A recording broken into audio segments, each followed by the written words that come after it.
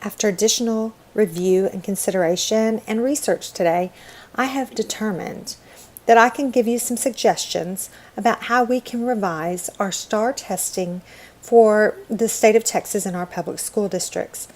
For these children that are being required to test on these different topics in order to pass on to the next grade level, this would be math and reading and science and social studies, things of this effect, which of course we all have to learn, we all went to school for. I noticed on the Texas Education website that a lot of the expectation here is to identify if these children have mastered these topics. And while I don't agree that a standardized test can really do that, because many children have difficulty in a testing environment, especially when it's one where, as I learned today, I was noticing that it is a 4-hour time period where these children are required to sit still through this time frame, and that's for most of the testing. Now it's actually extended to 5 hours for English, but in this particular case I'm thinking, wow, they're asking 3rd to 8th graders to sit still for 4 hours at a time in a testing environment. I can't imagine that. I couldn't do it. So I'd like to propose some solutions to the concerns that I have. For instance, I don't believe that a standardized test is really going to give us a good measure of what these children are mastering. I'd like to kind of suggest that, in a workplace environment, the way that we get our performance evaluated is there's a set of guidelines that we are to meet, and they require us to meet certain expectations. And they give us a grading scale, meeting it 1 to 5 kind of thing.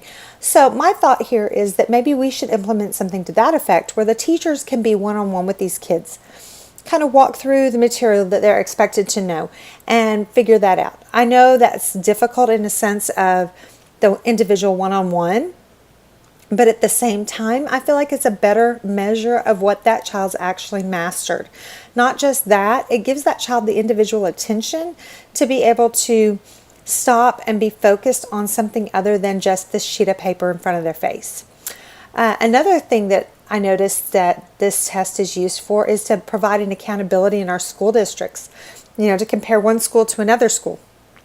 My thought on this is this needs to be a peer review, not the state looking down on these different schools, because truthfully, a lot of these administrators, a lot of the people in the Texas Education Agency, while they have education in terms of degrees and so forth, not a lot of them have a lot of classroom time with kids, and over the years, children change, the society as a whole will change, it will evolve a bit, and children will be different in how they learn and different things like that. So my thought process here is that we need to put someone else who's in the classroom and allow them to evaluate the other classes, the other schools.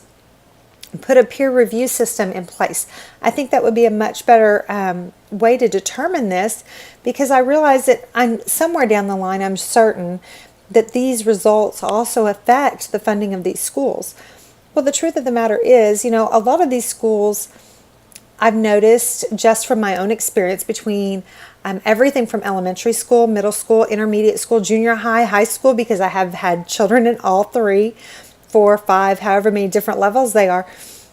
The parental involvement is key to how well these kids do, because a lot of these teachers have so many students in their classroom that they're not able to really focus on what each individual student needs, and each child learns differently.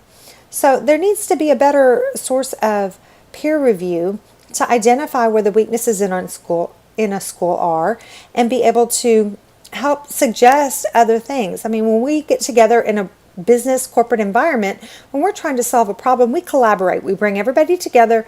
We put together an action plan of what are we looking to do, what are we trying to accomplish, and then putting that into play with different portions being worked out between the different people on the team. And I think we really need to encourage that teamwork, because we also need to show that to our children. You get to a workplace environment, it's not a one person for one person. It is everybody works together generally, and it's a skill that we really all need to learn. So those are just a couple of the suggestions that I have regarding the STAR testing. I also really think that we really need to consider why we're doing it again. I mean, once again, I'd like to reiterate, I saw on the Texas Business Council leadership website that the original purpose of this was to have these kids ready to do college level freshman work right out of high school, as well as being ready to take state licensing exams, which, we've already discussed in terms of that's not something that you can just walk in off the street and do easily. Truthfully, you can't at all. You actually have to be enrolled in a class to take some of those exams. But my point would be, we really need to consider the intention, the goal, the focus, and how we're going to get there. The long term, not just the short term of how much time are we going to spend in the classroom teaching to this test versus the skills that we need to teach these children.